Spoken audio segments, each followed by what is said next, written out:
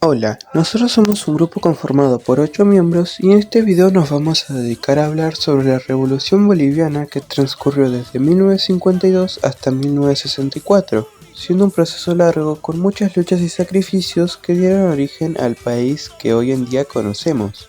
Pero para entender esta revolución hay que tener en cuenta el contexto histórico, donde el país pasaba por una especie de dictadura donde no se le reconocía al MNR las elecciones ganadas, además de tener problemas políticos, económicos y sociales.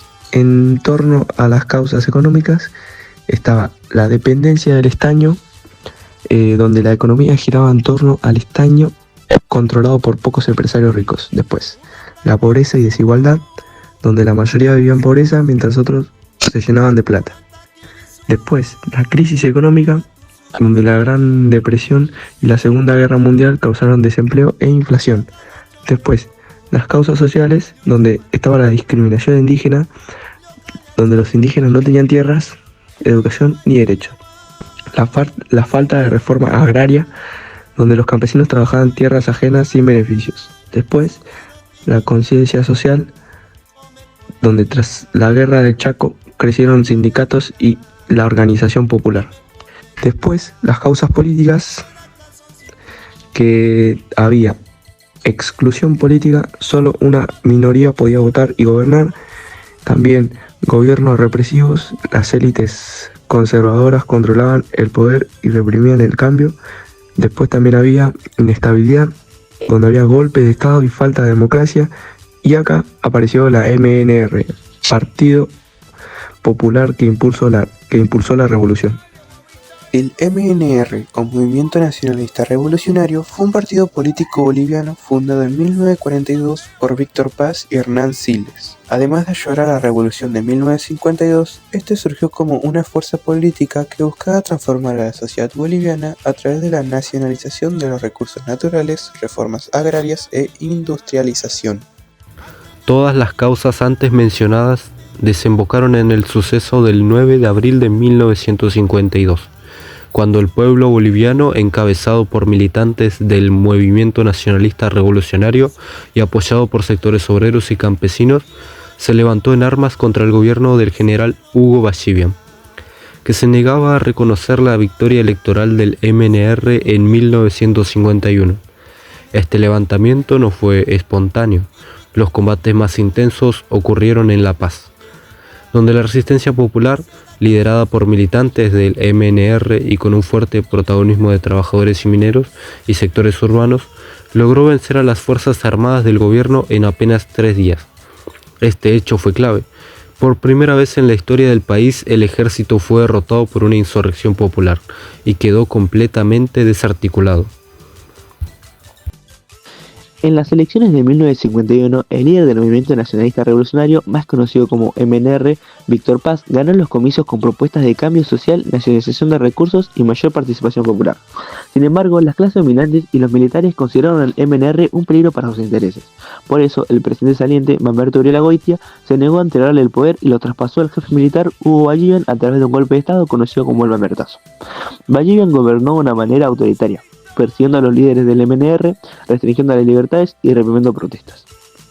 Pero estas medidas solo aumentaron el malestar social, sobre todo entre los mineros, los campesinos y los sectores populares, que comenzaron a organizarse y planear una insurrección. Finalmente, en abril de 1952, estalló una revolución popular armada impulsada por el MNR, apoyada por trabajadores y sectores militares leales. Hubo enfrentamientos en La Paz y los centros mineros.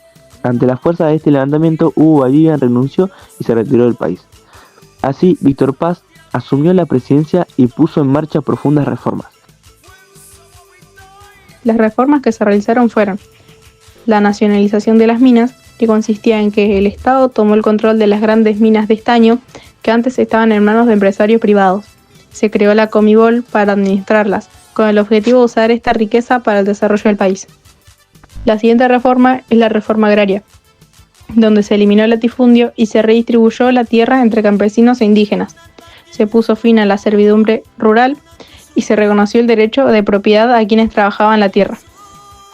Además, se implementó el voto universal, donde se amplió el derecho a voto a todos los ciudadanos mayores de 18 años, incluyendo mujeres, indígenas y analfabetos.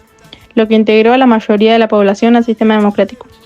Y la última reforma fue la reforma educativa, donde impulsó una educación gratuita, laica y obligatoria, especialmente en el área rural.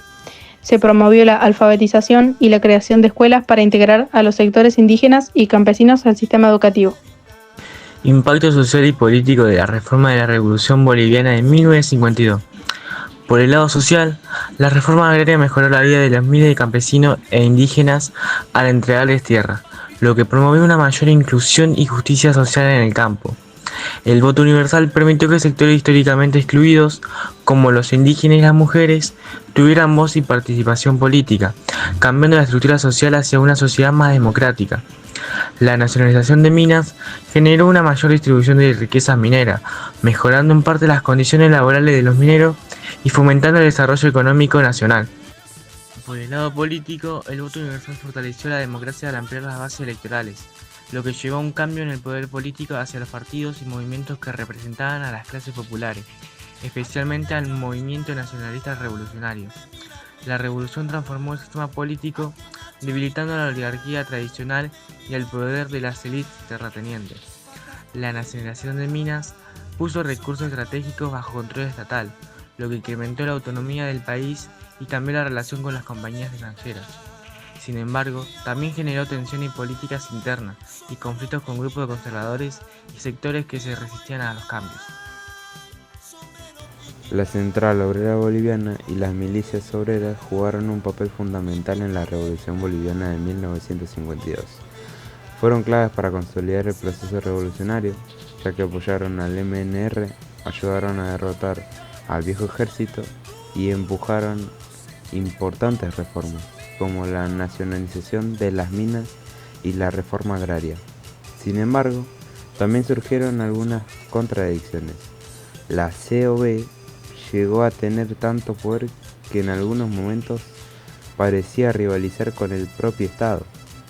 Además, el hecho en que existieran milicias armadas generaba tensiones con el gobierno.